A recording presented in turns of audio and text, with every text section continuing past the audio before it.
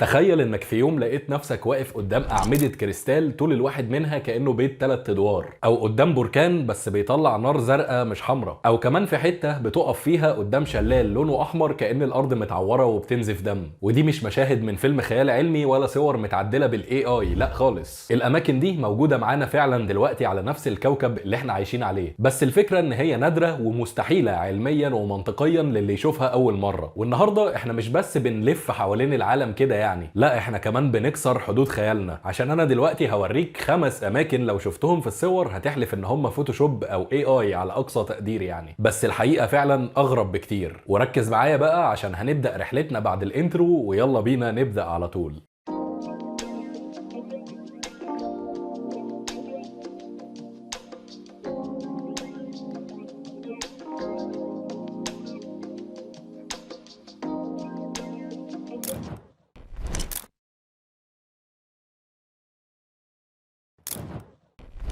البداية من المكسيك وتحديدا سنة 2000. عمال شركة تعدين بيدوروا عادي على فضة وزنك ومعادن تحت الأرض، لحد بقى ما حصلت المفاجأة اللي خلتهم بقى يفتكروا ان هم فتحوا بوابة لعالم تاني، وقرروا انهم يوقفوا الحفر بتاعهم فورا. وده عشان قدامهم كان في كهف مليان بأعمدة كريستال بيضة وعملاقة، طول الواحدة منهم لوحدها بيوصل ل 12 متر، وده ارتفاع عمارة مكونة من 3-4 ادوار، وكمان وزن بيوصل ل 55 طن للكريستالة الواحدة، وده هو أكبر تجمع للكريستال الطبيعي في العالم كله. بس استنى ثواني، لو فاكر انك ممكن دلوقتي تحجز تذكرة المكسيك وتطلع تاخد سيلفي جوه الكهف ده، فخليني دلوقتي احطم لك احلامك جزئيا مش قوي، عشان الكهف ده ممكن تعتبره فخ قد يؤدي للوفاة. درجة الحرارة جواه بتوصل ل 58 درجة مئوية، في نفس الوقت اللي الرطوبة فيه بتبقى اكتر من 90%. يعني اللي هيخش الكهف ده من غير لبس مجهز او اللي هيقعد فترة طويلة جوه، فالرطوبة هتخلي المية تتكثف جوه الرئتين بتوعه، وحرفيا هيموت غرقان بالهواء اللي هو بيتنفسه. ولو بتسأل بقى الكريستالات دي جت منين اصلا، فالكهف ده نفسه من آلاف السنين كان غرقان ميه، والميه اللي كانت مغرقه الكهف دي كانت مليانه معادن. وفي بقى تحت الكهف ده على طول حمم بركانيه مستخبيه في بطن الارض،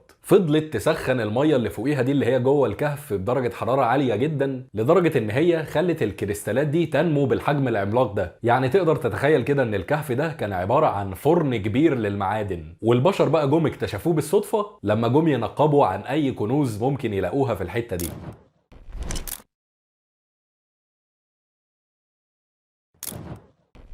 نطلع بقى من تحت الارض ونطير فوق، بس فوق قوي. لو بصيت على موريتانيا من الفضاء هتلاقي عين ضخمه بتبصلك بقطر تقريبا 40 كيلومتر، والمكان ده معروف باسم عين الصحراء. الصحراء اللي هي الصحراء يعني، مش جمع ساحر. المهم يعني ان المكان ده مميز وواضح جدا، لدرجه ان رواد الفضاء في البعثات بتاعت وكاله ناسا زمان كانوا بيستخدموه كعلامه في الطريق عشان يعرفوا هم فين بالظبط يعني بالنسبه للارض. والعلماء فضلوا سنين طويله يقولوا ان عين الصحراء دي عباره عن مكان اصطدام نيزك بكوكب الارض، والخبطه بقى بتاعت الاصطدام ده هي اللي عملت الحفره العملاقه في المكان ده. بس لما نزلوا بقى ودرسوا الصخور لقوا ان مفيش اي اثر ولا دليل لاصطدام فضائي في المكان. بس لو ده مش مكان خبطه نيزك، امال ايه الحكايه؟ النظريه الاقرب دلوقتي لتفسير الموضوع ده هي ان الارض اترفعت لفوق شويه بسبب حمم بركانيه وصخور منصهره موجوده تحت سطح الارض، وبعدين جت الرياح وعوامل التعريه وقعدت تاكل وتنحت في الارض، ومع تآكل طبقات الأرض طبقة طبقة بدأ يظهر شكل الدوائر المتداخلة مع بعضها ده. لكن إيه الحقيقة بقى واليقين 100% ورا الشكل الهندسي اللي مرمي في قلب الصحراء ده؟ فلحد دلوقتي ما أقدرش أقول لك أي حاجة غير الله أعلم.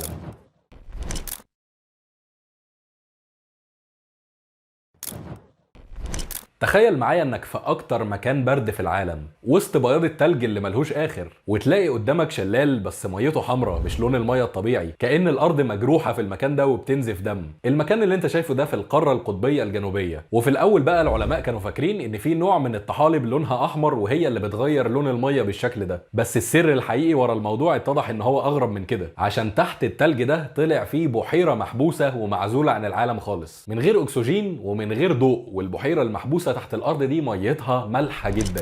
والاهم بقى من كل ده ان البحيره دي ميتها غنيه جدا بالحديد، والحديد هو اللعبه كلها، عشان اول ما الميه اللي تحت الارض بتلاقي فتحه تقدر تخرج منها وتطلع بره، فاول ما بتلمس الهواء الحديد اللي فيها بيتفاعل مع الاكسجين ويحصل له اكسده على طول، وبيبقى اللون الاحمر ده بقى هو لون الصدأ اللي بينتج عن تفاعل الاكسده اللي بيحصل ده. وخد عندك كمان بقى الاغرب من كل ده، اتضح كمان ان جوه البحيره المعزوله دي في بكتيريا عايشه وقادره ان هي تكمل حياتها في الظروف الظروف المستحيله بتاعتها، والحاجات دي طبعا انت عارف ان هي بتجنن العلماء اول ما يسمعوها او يكتشفوا حاجه زي كده. يقول لك على طول بس يبقى اكيد في حياه تحت التلج اللي موجود في الكواكب التانيه. بس برضه يعني الموضوع ده زيه زي المعلومه اللي فاتت، ما اقدرش اقول لك فيه اي حاجه غير الله اعلم.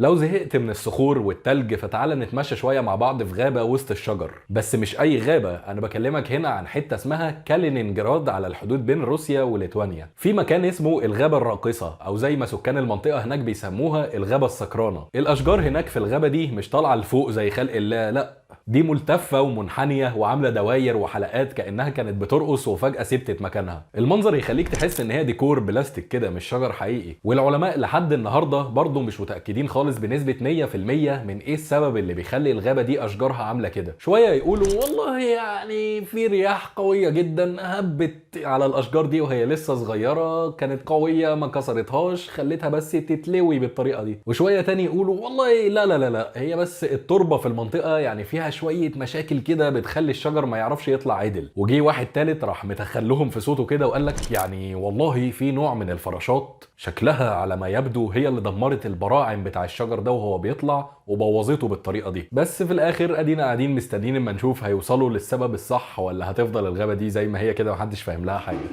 وخلينا دلوقتي نخش على المكان الخامس والاخير معانا في الفيديو.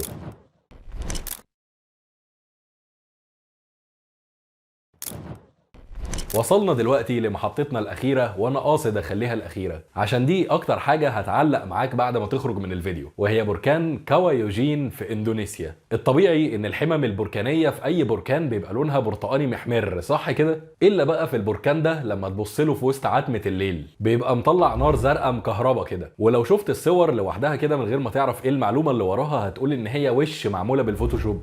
لكن فعلا الصور دي حقيقية مش فيك. بس اللون الازرق ده بقى مش لون الحمم البركانيه نفسها، ده لون غازات الكبريت اللي بتخرج بكميات مرعبه وبتتحرق مع بركان كاوا يوجين، وبتبقى حرارتها عاليه جدا لدرجه ان هي بتشتعل اول ما تخرج للهواء. وغازات الكبريت دي لما بتتحرق بتطلع بقى النار الزرقاء دي، فبيبان لك انت ان البركان مطلع حمم بركانيه زرقاء. ومش بس كده كمان، الفوهه بتاعت البركان نفسها فيها بحيره لونها لون فيروزي مميز، بس في نفس الوقت البحيره دي قاتله عشان الميه دي مليانه كميه احماض مركزه هتخلي اي حد ينزل فيها ما يطلعش تاني. ومع ذلك خليني اقول لك برضو ان في ناس كتير بيخاطروا بحياتهم في المنطقه هناك عشان يطلعوا يلموا الكبريت الكتير اللي بيخرج مع البركان ده ويروحوا يبيعوه ويكسبوا منه.